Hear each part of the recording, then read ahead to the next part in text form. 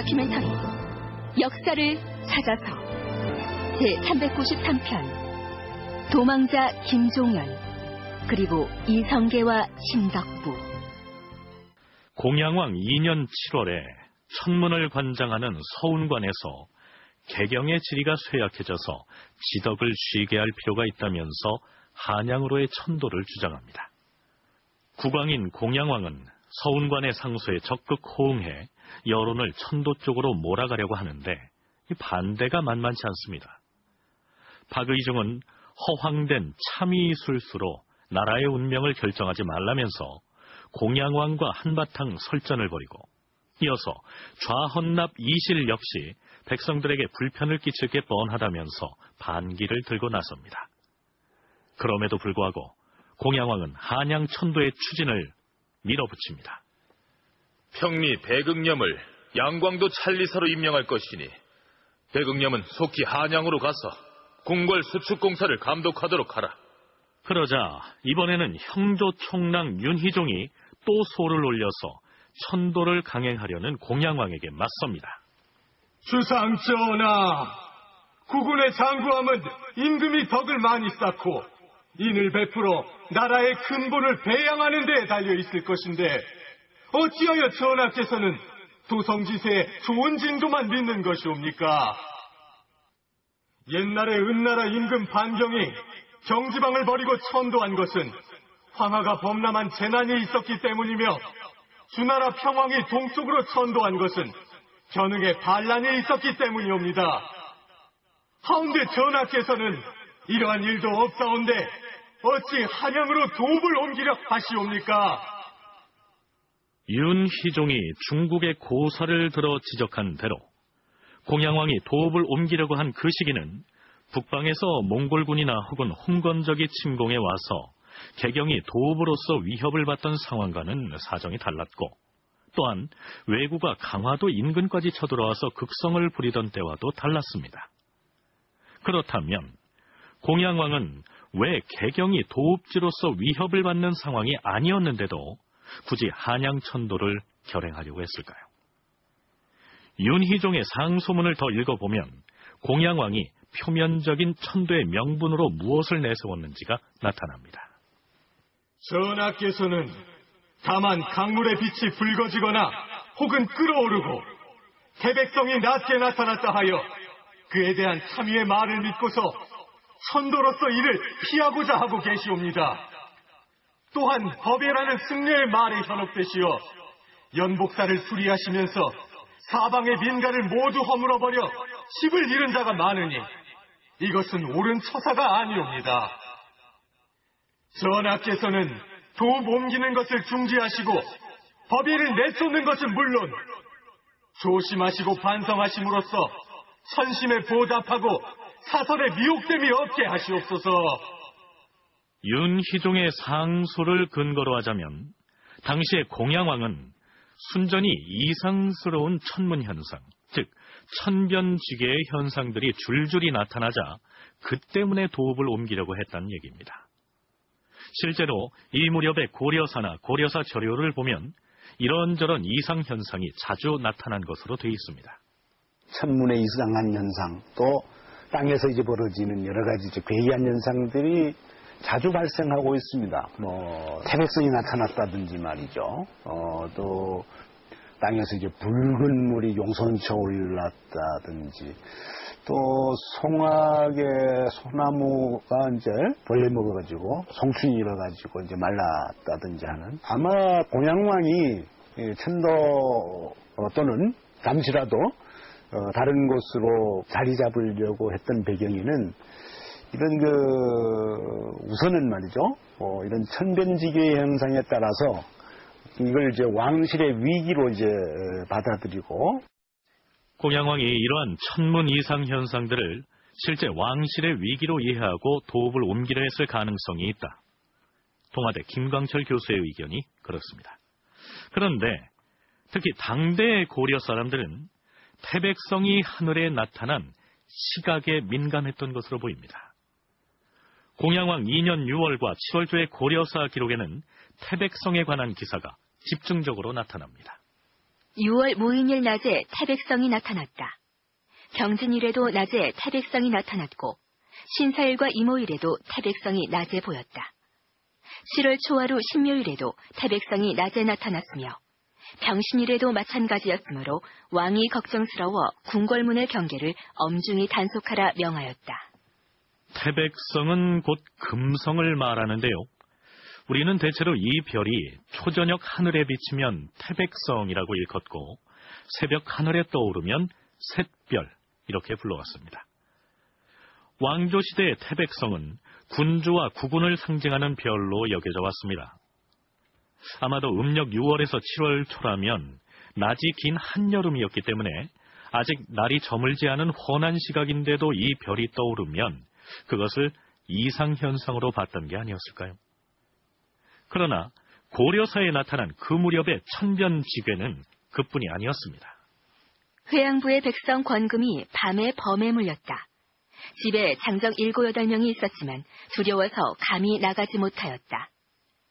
청주에 큰 수재가 있었으므로 이조판서 조온을 청주에 보내 죄수들을 석방하여 안치하였다. 해충들이 농작물에 큰 피해를 입혔다. 예성강의 물빛이 붉어지더니 끓어오르기를 사흘 동안이나 계속하니 왕이 근심하는 기색이 있었다. 태백성이 낮에 나타나 하늘에 뻗치더니 개기일식이 있었다. 대체로 이러한 내용들입니다. 그런데 한 가지 생각해 봐야 할 문제가 있습니다. 이 시기 고려 조정의 실질적인 권력을 장악하고 있는 쪽은 이성계 세력이었는데 사서의 기록에 나타난 바에 따르자면 한양 천도를 둘러싼 논쟁에서 이상스럽게도 이성계와 그의 추종자들은 쏙 빠져 있다는 얘기입니다. 그렇다면 공양왕의 천도 추진에 반대 상소를 올린 사람들은 어떤 성향의 관리들이었을까요? 우선은 박의중이 가장 먼저 천도 반대의 목소리를 낸 그 배경이 무엇이었는지 알아보도록 하죠. 한국학중앙연구원 이강한 교수의 얘기를 들어보시죠. 박의중은 근데 어떤 인물이냐? 당시 모든 유자들이 이제 공유하고 있던 일종의 성리학적인 경세론에 대단히 충실한 사람이고, 실제로 성향도 굉장히 건박하고 청렴했던 인물인 것 같습니다. 당시 고려인들이 고려 정부와 명 정부 양쪽의 만류와 금제도 불구하고 너무나 잦은 교역을 해서 국경지대에서 너무나 잦은 교역과 거래를 해가지고 신기한 물품들이 중국에서 고려를 많이 유입돼 오는 와중에 고려인들의 사치풍조가 심화되고 있다는 것을 굉장히 비판적으로 바라보고 있었던 사람입니다. 그래서 이제 이런 여러 가지 일들을 고려할 때, 이런 여러 가지를 고려할 때 성리학적 사고방식에 근거해서 천도를 반대했을 뿐 박의중이 특별히 반이성계 세력이었다고 분류할 수는 없다는 얘기입니다. 박의중의 뒤를 이어서 좌헌납 이실과 형조 총랑 윤희정이 잇따라 천도를 반대하는 소를 올리는데요. 반대한 측이 어떤 성향의 사람들이었을까를 해명하기는 좀 어려운 점이 있습니다. 특히 당시 이제 정치 세력의 이제 갈래화해서 구분하면, 그러니까 여기에는 소위 왕조 유지 세력의 입장에 있는 인물도 있고, 또 신왕조 개창파인 이성계 세력이 포함되어 있습니다. 그렇기 때문에 이들이 천도를 반대한 것은 불교라든가 또는 지리도 탐에 의해서 천도해서는 안 된다라고 하는 상당히 이제 명분론을 이제 강조한 것 같고, 또 한편으로 보면 이런 반대를 주장한 사람들의 뒤에는 개경의 튼튼한 세력 기반을 가지고 있는 사람들이 아마 도사리고 있었지 않았겠느냐. 그러니까 적어도 한양 천도를 두고 벌인 논쟁은 이성계를 중심으로 한 신왕조 개창 세력과 공양왕이나 정몽주 등으로 대표되는 왕조 유지 세력 간의 갈등은 아니라는 얘기입니다. 그러나 실제로는 이성계 측에서 한양천도 추진을 주도했을 가능성도 있습니다. 이강한 교수의 얘기 이어집니다. 개경 지역이 500년 동안 수도였던 만큼 모든 종류, 모든 레벨의 기득권 세력이 개경 지역에 어느 정도의 연고와 이권을 가지고 있습니다. 그래서 이제 아무리 사전 문제를 들어서 개혁을 하고, 그러니까 경제적인 부분을 빼앗고 정치적인 권력을 빼앗아도 그 모든 기득권 층들이 개경 지역에 그대로 살고 있는 상황에서는 개혁에 일정 정도 한계가 있었을 것으로 그들이 느끼고 있지 않았을까 생각이 되고요. 그래서 이제 그러한 모든 기득권을 정말 지정학적인 측면에서도 끊어버리기 위해서 천도를 구성했을 가능성은 충분합니다. 네, 아무래도 새로운 왕조 개창을 위해서 개혁 작업을 밀어붙이고 있던 이성계 쪽에서 개경을 세력 기반으로 삼고 있던 기득권자들을 견제하기 위해서 천도를 결행하려고 하지 않았겠느냐, 이런 얘기죠. 공양왕 2년 9월.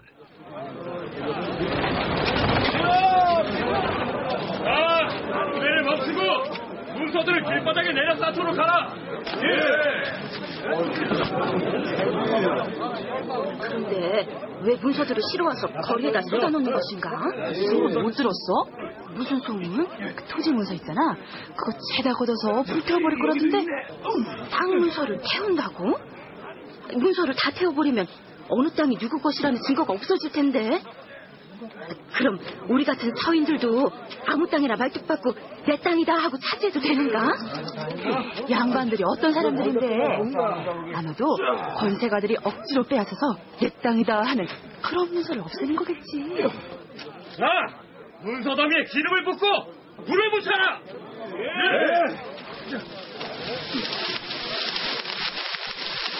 공전과 사전의 문서를 저작거리에서 불태웠다. 문서 더미에 붙은 불은 며칠 동안이나 꺼지지 않았다. 그 모습을 바라보면서 왕이 눈물을 흘렸다. 조정 대대로 내려오던 사전법이 나의 태에 이르러 갑자기 개혁되다니 애석하구나. 애석한 일이야. 사설을 보면 공사전의 문서를 저자에서 불태웠다, 이렇게 나오는데요. 물론 일찍이 조준이 주창에서 진행해온 토지개혁 과정에서 취해진 조치 중에 하나겠죠. 이 기사가 의미하는 바가 무엇인지 김광철, 이강한 두 교수로부터 그 배경에 대한 설명을 들어보겠습니다. 공사전 문서를 불태우는 것은 전제개혁을 추진해가는 과정의 이제 하나였고, 이 전제개혁 논의가 이제 완성되는 것은 다음 해에 공양왕 3년에 과전법 반포로 이제 종결이 되는 것이거든요. 그래서 일단은 공사전 문서를 모두 이제 불태웠다는 것은 이제 토지 분급제도 이것은 무효화하고 이제 새로운 제도를 이제 만드는 거, 새로운 제도라고 하는 것이 이제 과전법으로 이제 나타나게 되는 겁니다만은 새로운 법을 반포 시행하기에 앞서서 거치는 이제 절차라고 이제 볼 수 있겠죠. 사전 문서의 경우 일반 관료들이나 이제 그 권세가들이 아주 옛날부터 갖고 있었던 조상들이 내려준 토지가 있고, 최근에 자기 때 와가지고 이제 불법적으로 남의 토지를 빼앗거나 뭐 사실상의 점유권을 이제 행사하거나 그런 토지들이 또 있거든요. 근데 사전을 혁파한다고 했을 때 지금 전자와 후자를 모두 혁파했다는 얘기인지, 아니면 원래 조상 때부터 있던 토지의 소유권은 인정해줄 수밖에 없으니까 그건 냅두고 그 당대 불법적으로 이제 취득한 토지들에 대한 소유권은 부정을 한 것인지 그건 사실 명확하지가 않습니다. 근데 만약에 두 가지 모두 혁파했다고 한다면은 너무 저항이 컸을 것 같고. 당시의 개인 토지, 즉 사전의 문제가 불거진 것은 귀족들이 본래 갖고 있던 토지보다는 훗날에 불법 점유된 토지 때문이었음을 상기할 때 공사전의 문서를 불태웠다는 이 기록은 모든 공전과 사전의 토지 문서를 불태웠다는 얘기가 아니고 최근 몇 대에 불법 점유하게 된 토지들에 대한 문서를 소각한 것으로 봐야 한다는 얘기입니다. 그렇다면 왜 그 문서들을 굳이 소각해야만 했을까요? 그러니까 이런 문서들이 이제 남아 있으면 소송의 문제라든가 이런 것들이 이제 나타날 수 있는 것이기 때문에 그 근거들을 이제 없애는 차원에서 공사전 문서를 이제 불살랐다. 물론 이제 과전법이 시행된다고 해서 사전제도가 없어진 것은 아닙니다. 본래 경제개혁 출발할 때 보면 이제 사전혁파론자들은 사전을 완전히 없애자는 것이었지만은 과전법에서는 사전을 일부 지역이긴 하지만 인정하는 차원의 이제 토지제도니까 새로운 문서들이 이제 만들어지겠지요.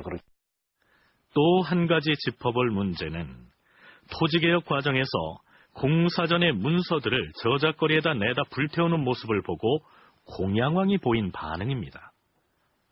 공양왕은 조종, 즉 왕실의 조상 때부터 유지되어 오던 사전법이 자신의 대에 이르러 개혁된 점에 대해서 눈물을 흘리면서 탄식했다고 했는데요. 이것은 또 무슨 의미일까요? 이강한 교수는 이렇게 분석합니다.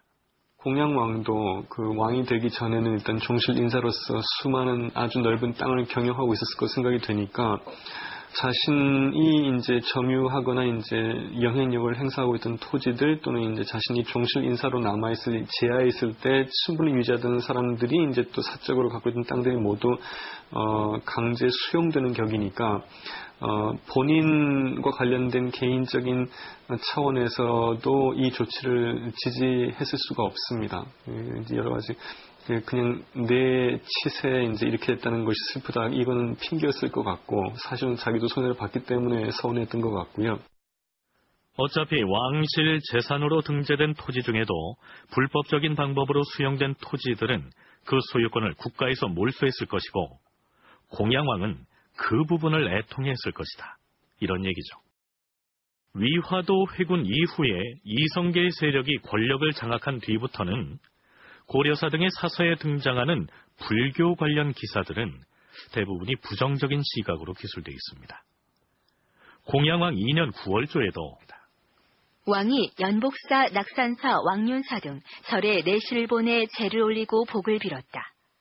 왕은 즉위한 이래로 초하루와 보름에는 반드시 중을 불러 궁중에서 경을 읽게 하고 내시마다 반드시 13개 장소에 은혜를 비는 기도장을 차려놓고서 기은도량이니 기은법석이니 별기은이니 하면서 신령과 부처를 무분별하게 섬겼다. 그때마다 대간이 하지 말도록 주청하였으나 왕은 듣지 않았다. 불교 국가인 고려의 임금이 사찰에 사람을 보내서 제를 올리게 하고 부처에게 부지런히 기도를 올렸다면 이전까지만 해도 신실한 군주다. 이렇게 평가를 받았을 텐데요. 이 시기에 이르러서는 사정이 많이 달랐던 모양입니다. 자, 그건 그렇고 공양왕 2년 9월 중순. 양릉에 참배하러 가겠다 했거를 어찌 되었느냐? 전하, 행차 준비가 완료되었사옵니다. 어가에 오르시옵소서. 알겠느니라. 양릉에 참배하고 한양청도를 고에 올려야겠다. 공양왕은 양릉에 가서 드디어 한양으로 천도하게 됐음을 고합니다. 공양왕의 즉위 과정을 소개하면서 공양왕이 신종의 7세 손이라고 했는데요. 양릉이 바로 제20대 임금인 신종이 묻힌 곳입니다. 그러니까 공양왕은 자신의 직계 조상인 신종의 묘소에 가서 한양 천도를 고한 것이죠. 그리고 9월 17일 판삼사사 안중원과 문화평리 윤호는 이곳 개경에 유수토록 하라. 또한 개경에 분사를 둘 것이니 그리 처결하도록 하라. 예, 주상전하. 그럼 출발하라. 한양으로 갈 것이다. 출발하라! 드디어 공양왕을 태운 너가가 한양을 향해 출발합니다. 개경에 분사를 두었다고 했는데요. 이제 모든 관아가 새로운 도읍으로 될 한양에 설치되겠지만 개경에도 한양과 같은 관아를 나누어 설치한다는 뜻입니다. 불길한 천문 현상 때문에 도읍을 옮긴 것으로 되어 있는데요. 그러나 한양으로의 천도 역시 하늘의 뜻과 부합하지는 않았던 모양입니다. 이날 저녁이 되자 산둥번개가 치고 큰 비가 내렸다. 이윽고 강풍이 몰아치더니 벼락이 떨어졌다. 한양으로 가던 행렬에서 사람과 가축이 덜어 얼어 죽었다. 9월 17일에 개경을 출발한 어가 행렬은 나흘 뒤인 21일에 한양에 도착합니다. 그런데 개경으로부터 어가 행렬이 당도하던 그날, 국왕과 중앙조정 고관들에 대한 환영 행사를 준비했던 사람이 도리어 화를 당하는 일이 발생합니다.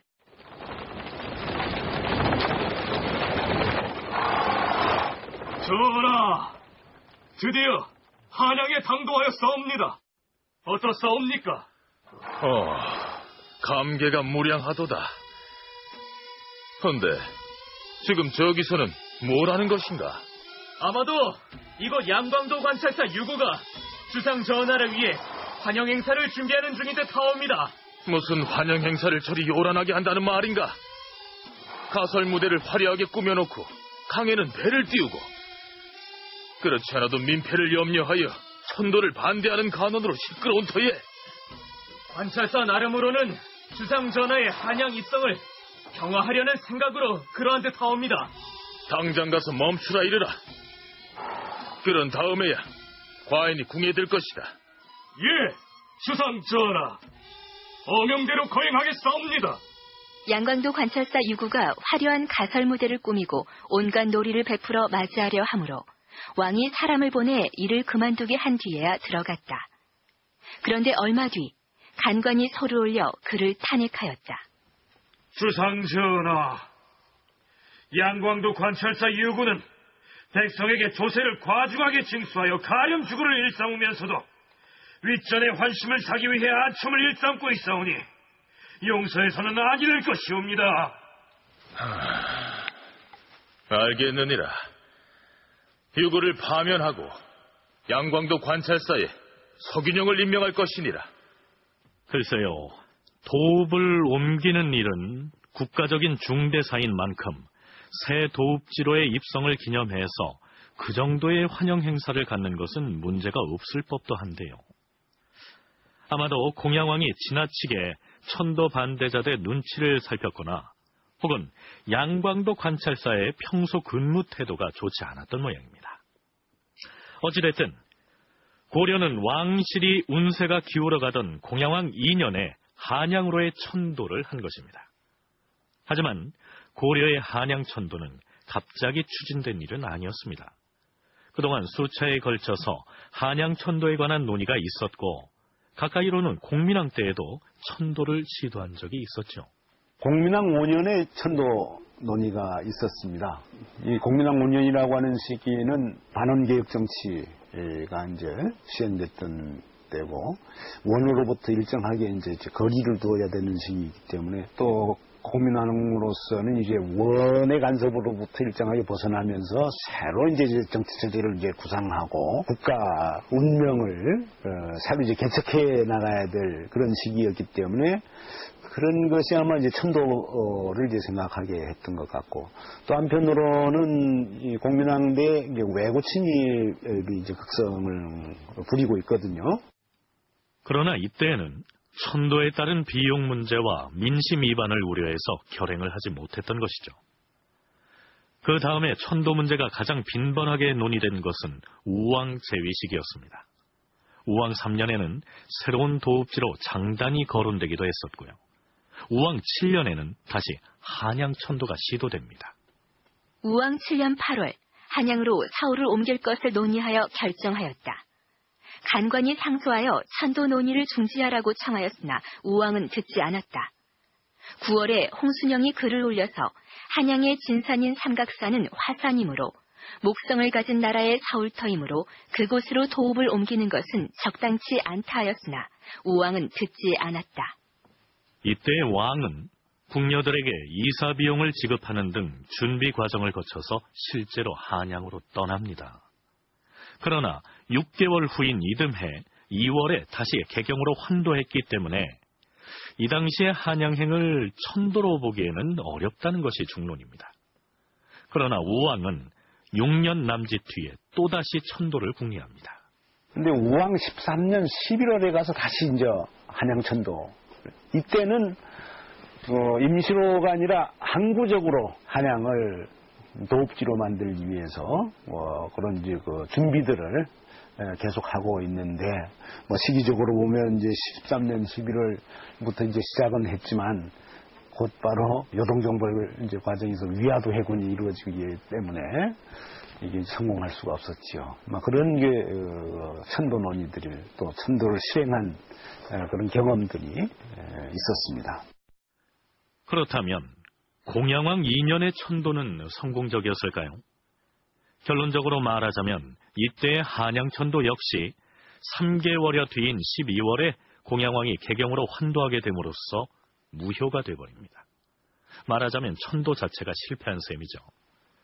그런데 사서의 기록을 근거로 천도 추진 과정을 보면 공양왕이 허황된 참의설에 의거해서 천도를 고집했었고, 간관들이 극렬하게 반대했는데도 불구하고 공양왕은 이를 무릅쓰고 한양천도를 결행했다. 이렇게 되어 있습니다. 그러니까 천도의 실패 역시 반대를 무릅쓰고 무리하게 결행한 공양왕의 실책이 되는 셈이죠. 그런데 사실 이때의 한양천도를 이성계 쪽이 밀어붙였을 가능성이 있다 하지 않았습니까? 그런데도 이성계와 관련된 내용은 한 줄도 안 나옵니다. 이성계 세력에 반하는 차원에서 천도를 반대하는 사람도 물론 당연히 많았을 것으로 생각이 되고요. 또 이제 그것이 많았던 하더라도 모두 사료에서 빠졌을 수 있는데, 굳이 다 기재가 된 것은 그 이후 천도가 잠시 실패를 경험하게 되는 상황에 대해서 이성계 일파가 큰 역사적인 책임을 지지 않을 수 있게끔 배려하는 차원의 기술이었을 수 있습니다. 실제로 이성계가 한양천도를 추진했는데 한양도읍이 3개월도 버티지 못하고 실패로 돌아가 버렸다면 그것은 조선의 태조로서 이성계의 이력에 큰 오점으로 남았겠죠.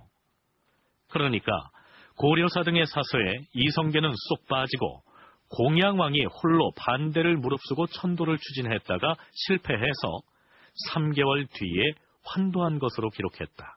이렇게 추론해 볼 수도 있다는 얘기입니다. 이번에는 이른바 김종현 사건을 소개하겠는데요. 우선 이 사건이 발생했을 때 김종현이 어떤 상태였는지를 알아둘 필요가 있습니다. 아마도 이 김종현 이 사람의 별명을 짓는다면 도망자, 이 별명이 가장 어울릴 것 같습니다. 김종현은 김주정의 후손이다. 그의 아버지 김승찬은 공양왕 때 밀직부사였는데 신돈을 죽이려고 꾀하다가 사전에 누설되어서 신돈에게 살해당하였다. 이때 김종현은 도망쳐 숨어 지내다가 나중에 신돈이 처형된 뒤에야 나와서 활동하였다. 이후에 우왕이 즉위하자 원수로 임명돼서 여러 차례 왜구를 크게 물리쳐 공을 세웁니다.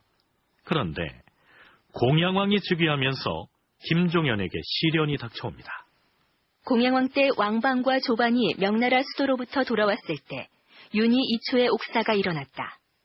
국가에서는 처음에 조반의 말을 믿을 수 없다 하여 김종현의 이름이 윤희와 이초가 작성했다는 명부에 올라 있었으나 섣불리 문초를 하지 못하고 있었다. 그런데 절친하게 지내던 지용기가 윤희와 이초가 만든 명부에 너의 이름도 올라 있다고 말하자 지레 겁을 먹고 도망을 쳤다. 전국에 수배령이 내려졌고 결국 도망다니던 김종현은 봉주의 산속에서 체포돼서 순군옥에 갇히게 됐죠. 네놈이 반역자인 윤희 이초와 작당해서 주상전하와 이시중을 무고하려 했던 사실은 이미 탄로났다. 이것을 인정하겠느냐? 나는 그런 적이 없다. 아직 매운맛을 덜 봤구나. 저자의 줄을 세게 들어! 예! 대상과 형주의 관리들이 김종현을 문초했으나 자복하지 않았다. 그런데 이튿날 밤중에 김종현이 순군옥의 뒷간 구멍으로 빠져나가 그의 아들 김백균, 김맹균, 김중균 등을 데리고 도망쳤다. 당국에서는 성을 사흘 동안 뒤졌으나 잡지 못하였으므로 감옥의 경비가 엄하지 못했다는 죄로 당직이었던 영사를 사명에 처하였다. 이렇게 해서 순군옥을 탈출한 김종현은 도주 중인 상황입니다. 윤희초 사건이 이제 5월 달에, 공양 2년 5월 달에 이제 발생했을 때, 그 명단에 포함되어 있었다고 하는 김종현이 도망가지 않습니까? 감옥에 있다가 이제 탈출한 거 아니고 그냥 이제 도망을 했단 말이죠. 도망했다가 나중에 체포됩니다. 그리고 체포되어 있다가 탈옥하는 거죠. 뒤에 가서 김종현이 다시. 그래서 이제 요 11월 달에 와서 요 사건이 이제 발생하는 겁니다. 김종현 사건은 윤희초 사건의 연장선 속에 있다고 이제 봐야 되겠죠. 자, 그럼 이른바 김종현 사건이 어떻게 발발하는지 살펴보기로 하죠. 서경찬호 윤귀택이 찬호 양백지와 더불어 술을 마셨는데 둘 다 술이 얼큰하게 되었다.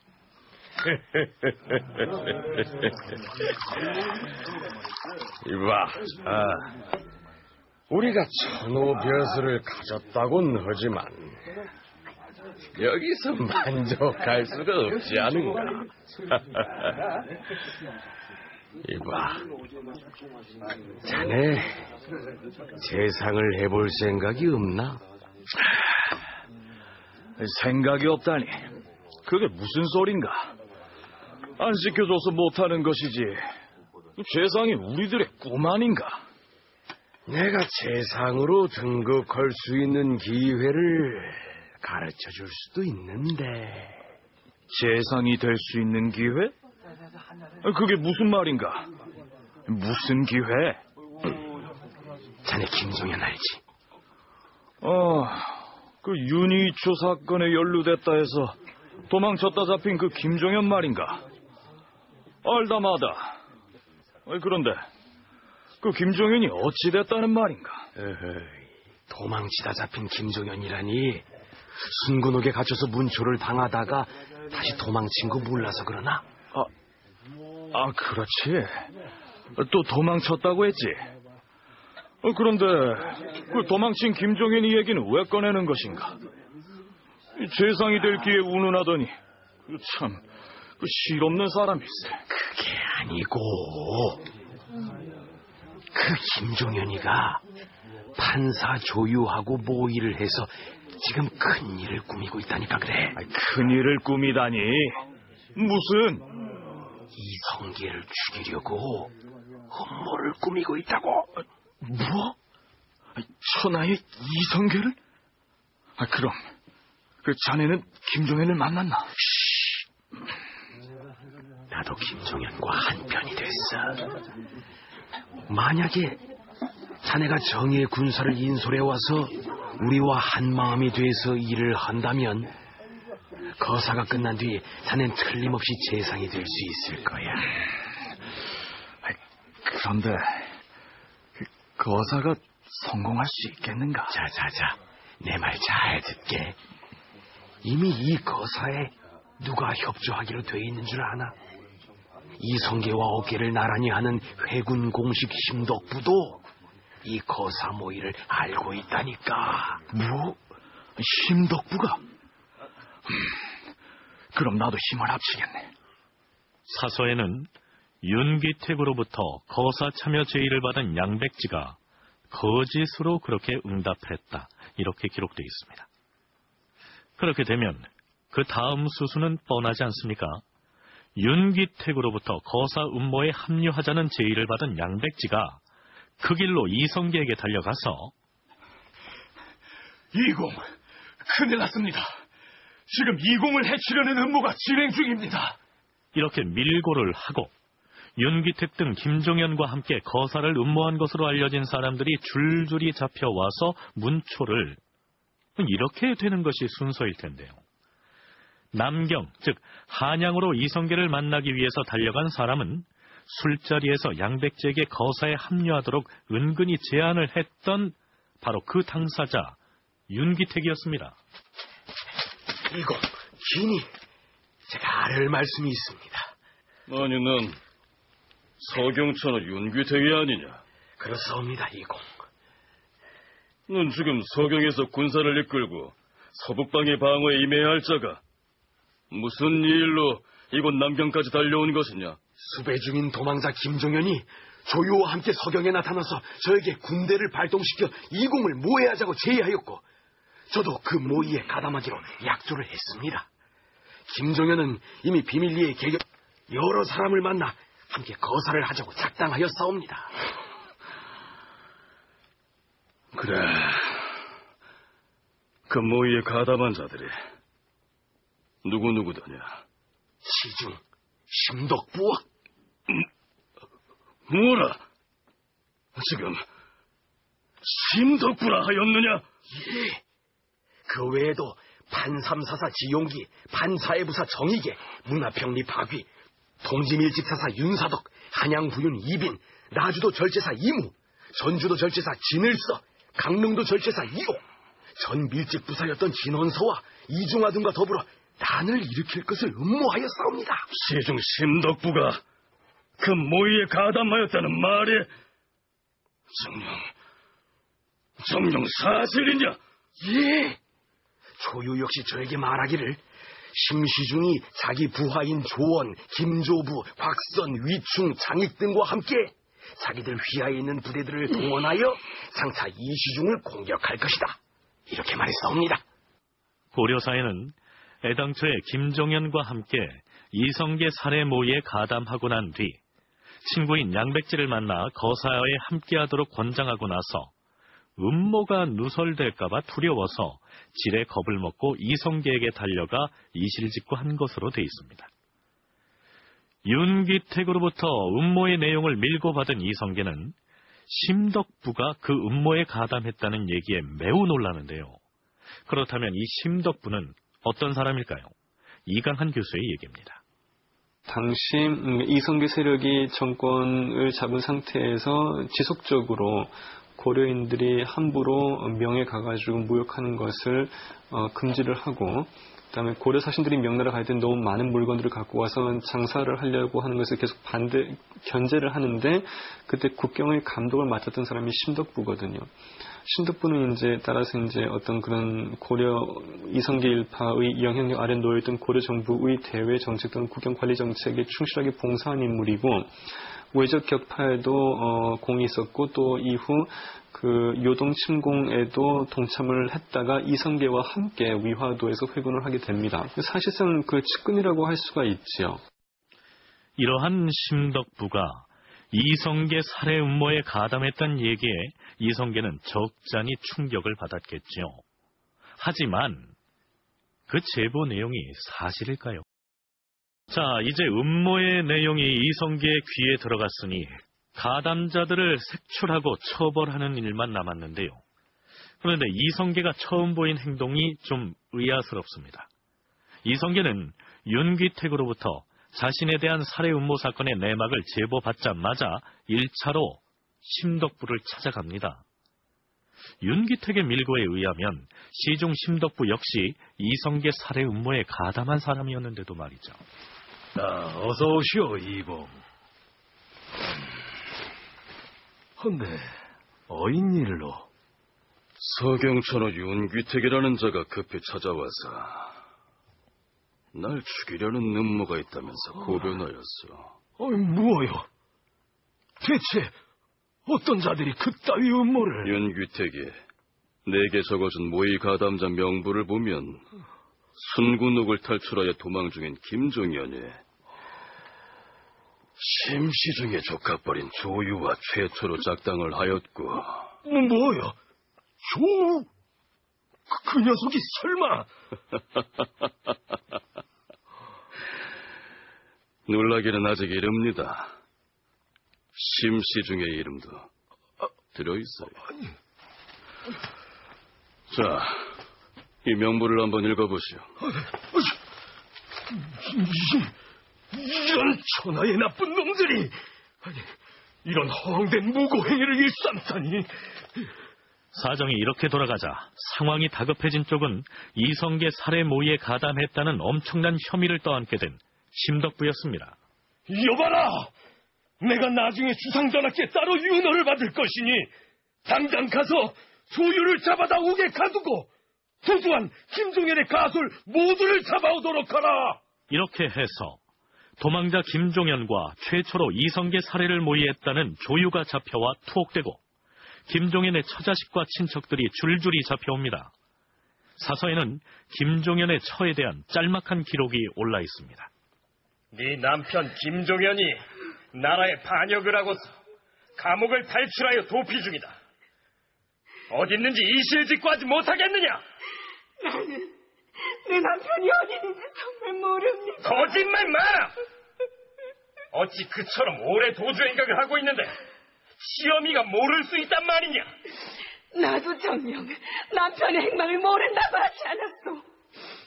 아니, 설령 남편의 행방을 알고 있다 한들 그것도 사실대로 알려주어서 남편을 잡아먹는 아내가 되라는 말이요. 그래서 알고 있지만 말하지 않겠다는 것이냐? 알아도 말하지 않겠지만 하물며 모르는 바에 무슨 말을 어떻게 하라는 말이요. 글쎄요, 김종현의 아내로서는 마땅히 할 말을 한 것이 아닐까요? 어찌됐든 도망친 김종현을 수배하는 한편으로 그와 함께 모의에 가담한 것으로 알려진 인물들이 속속 잡혀 들어오는데요. 가장 먼저 잡혀온 조유에 대한 처리를 두고 이성계와 심덕부 사이에 의견이 갈립니다. 주상전하, 지금 조유가 잡혀와서 신문을 기다리고 있사옵니다. 하오나 신은 조유를 신문하기를 원치 않사옵니다. 조유는 해당초 도망자 김종현에게 회유당해서 이공을 해하려는 모의에 가담했다는 혐의를 받고 있는데 이공께서는 어찌하여 그를 신문하지 말자는 것이오? 신은 심시중과 더불어 마음을 같이하여 나라를 받들어 싸우며 본래 누구를 시기하거나 의심할 생각을 품은 적이 없사옵니다. 조유를 신문하지 말고 석방함으로써 우리 두 신하가 시종토록 나라를 위해 충성을 다할 수 있도록 해주시옵소서. 이성계의 발언 속에 숨은 뜻은 조유가 비록 김종현과 모의해 이성계 자신을 살해할 음모에 가담했으나 그가 심덕부의 조카뻘 되는 인물이다 보니 그를 문초하면 필히 심덕부도 그 음모에 연루됐다는 자백이 나올지도 모른다. 그렇게 되면 심덕부가 곤란을 겪게 될지도 모르니 조유를 석방하자. 이런 내용입니다. 자, 이 얘기를 들은 심덕부는 펄쩍 뜁니다. 전하, 지금 이공이 한 얘기는 사리에 맞지 않사옵니다. 이 사건에는 저도 관련된 것으로 소문이 퍼져 있사옵니다. 그가 신의 조카이든 누구이든 엄중하게 신문을 해서 사실을 밝혀야 할 것이옵니다. 만약 지금 신문하지 않으면 신이 무고하다는 사실을 어찌 변명하겠사옵니까? 조유를 석방해달라는 이 시중에 간절한 당부가 있기에. 전하, 정 그러하시다면 신이 제 발로 감옥에 들어가겠사옵니다. 심덕부는 제 발로 순군옥으로 걸어갑니다. 옥미들은 옥문을 열라. 아니 열면 내가 열고 들어갈 것이다. 스스로 조사를 받아서 결백을 증명하겠다는 것이죠. 그래서 어떻게 됐을까요? 심덕부가 순군옥으로 들어갔다. 왕이 2번이나 사람을 보내 불러오도록 명하니 심덕부가 그제야 달궐로 나아가 살해하였고 왕은 조유를 석방하였다. 그런데 그 사이 공양왕은 다음과 같은 인사를 발표합니다. 이성계를 영삼사사로, 정몽주를 수문화 시중으로, 지용기를 판삼사사로, 백응념과 설장수, 그리고 조준을 문화찬성사로 임명할 것이다. 형식적이긴 하지만 관직의 서열상 이성계와 어깨를 나란히 했던 심덕부는 인사에서 슬그머니 빠져버립니다. 그런데 사건은 여기에서 끝나지 않습니다. 공양왕이 조유 등을 석방하자 사헌부에서 상소를 올립니다. 주상전하, 조유를 석방해서는 아니되옵니다. 그가 정녕 죄가 없는 것인지 윤기택과 대질 신문을 하도록 어명을 내리시옵소서.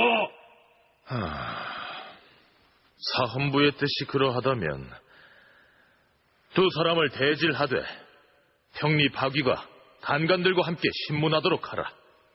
조유가 처음에는 불복하였다.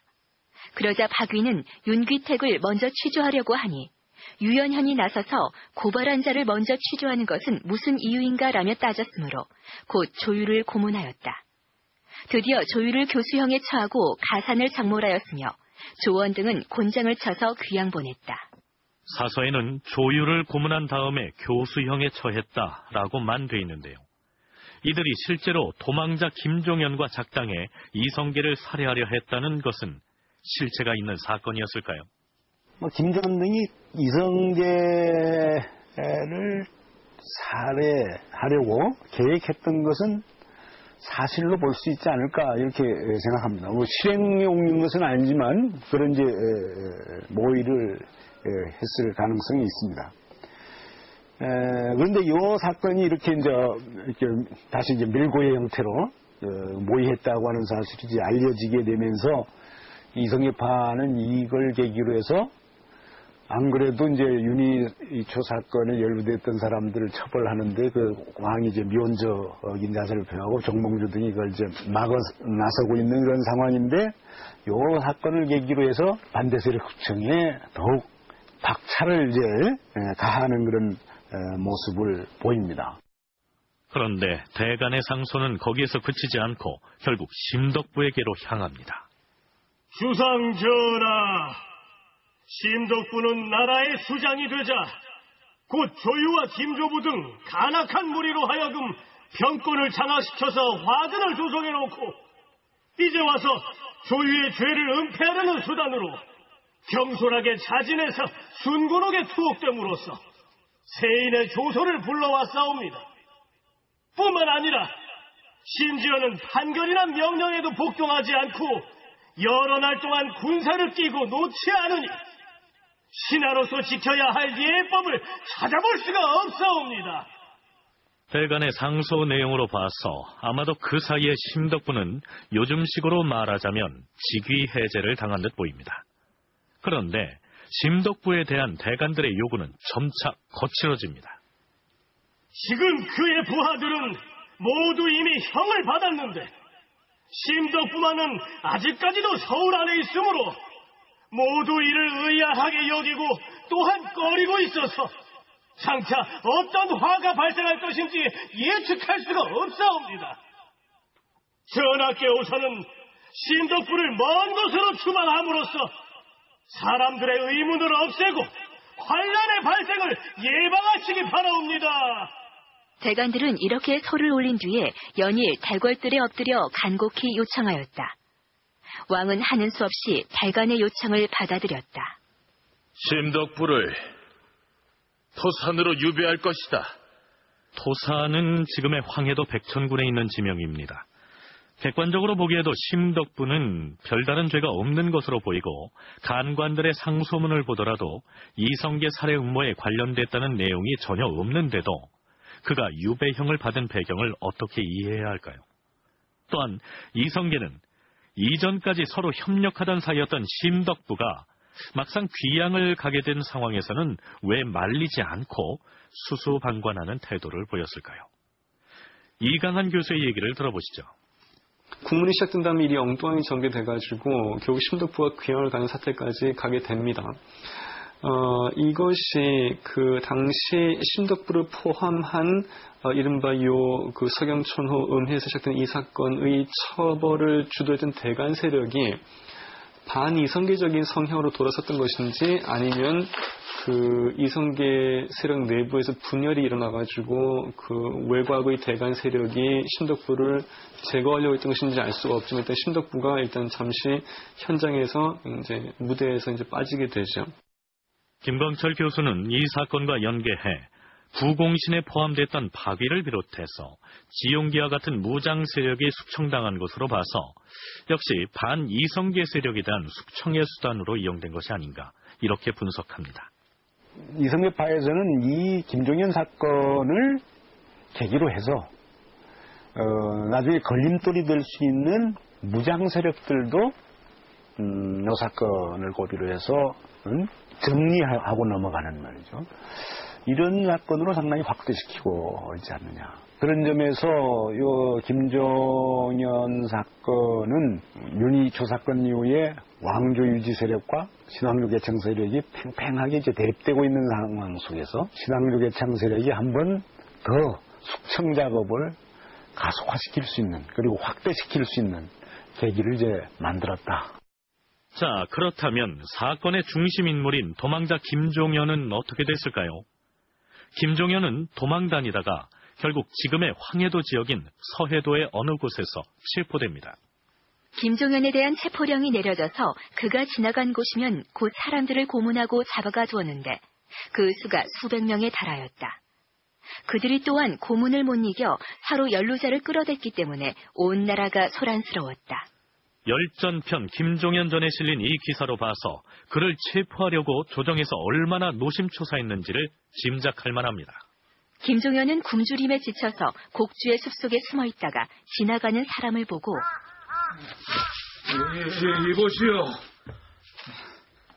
배가 고파 죽겠으니 나 좀 구해주시오, 제발. 행인은 죽을 쏘오겠다고 속이고 관가에 고발하여 그는 결국 체포되었다. 대관들이 그를 문초하였으나 김종현은 굶주리고 지쳐서 말을 제대로 하지 못했다. 오늘 여기서 너를 신문하는 것은 주상 전하의 명에 의한 것이다. 그런데 어찌하여 대답을 하지 않는 것이냐? 나는 다만 죽기가 싫어 도망쳤을 뿐이다. 나는 아무 음모도 꾸민 일이 없다. 권격과 이천용이 너와 음모했다고 실토했는데 왜 감추려고 하느냐? 권격이나 이천용 같은 자들과 공모해서 무슨 일을 할 수 있겠느냐? 이것이 바로 내가 음모한 바가 없다는 증거가 아니냐. 김종현이 너무 굶주려서 더 이상 고문할 도리가 없었으므로 그에게 미음을 마시게 하려고 따뜻한 방에 데려다 주었는데 곧 죽어버렸다.